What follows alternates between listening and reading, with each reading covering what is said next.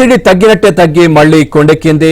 Trump టారిఫ్ల నేపథ్యంలో కాస్త దిగొస్తున్నట్లు కనిపించిన బంగారం ఈసారి మరింత పైకి ఎగబాకింది.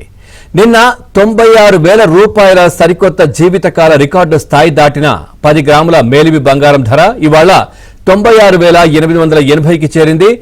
1-2 రోజుల్లో 97,000 దాటే అవకాశం ఉందని నిపుణులు అంటున్నారు. ఈ నెలలోనే ₹1,00,000 దాటొచ్చని అంచనా వేస్తున్నారు.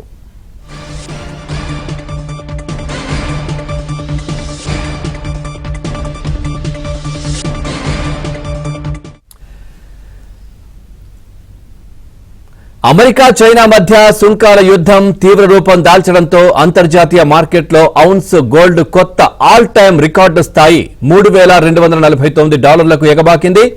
సిల్వర్ మళ్లీ $32కు చేరువైంది. భారత్ సహా ఇతర దేశాలపై సుంకాల అమలును 90 రోజుల పాటు వాయిదా వేసిన ట్రంప్ చైనాపై సుంకాలను మాత్రం మరింత పెంచి అమల్లోకి తెచ్చారు.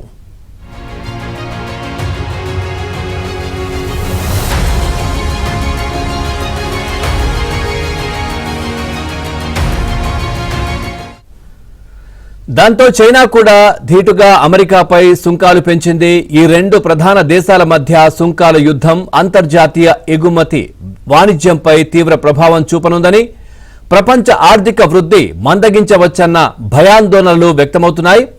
ఈ కారణంగా డాలర్ మరింత బలహీనపడడం కూడా బులియన్ ర్యాలీకి మరో కారణమైంది.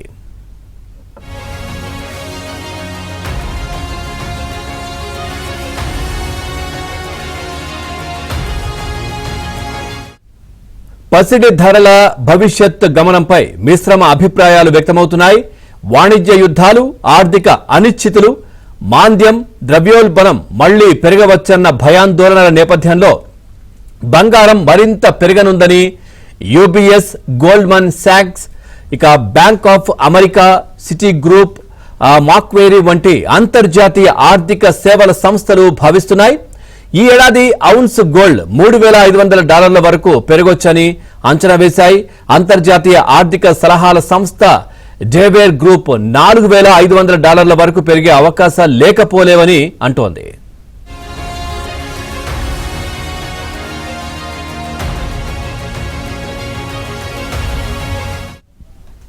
అయితే దీర్ఘకాలికంగా గోల్డ్ బుల్లిష్ గానే కనిపిస్తున్నప్పటికీ స్వల్ప, మధ్యకాలికంగా భారీ దిద్దుబాటుకు లోను కావచ్చన్న అంచనాలు ఉన్నాయి.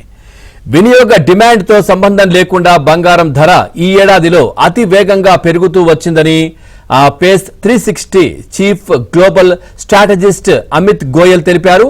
వచ్చే 6 నుంచి 10 నెలల్లో ఔన్స్ గోల్డ్ ధర మళ్లీ $2,400 నుంచి $2,600 వరకు పడిపోయే అవకాశాలున్నాయని ఆయన అంచనా వేశారు. ఇక పసిడిలో దీర్ఘకాలిక పెట్టుబడులు పెట్టాలనుకునే వారికి అది మంచి అవకాశమని గోయల్ పేర్కొన్నారు.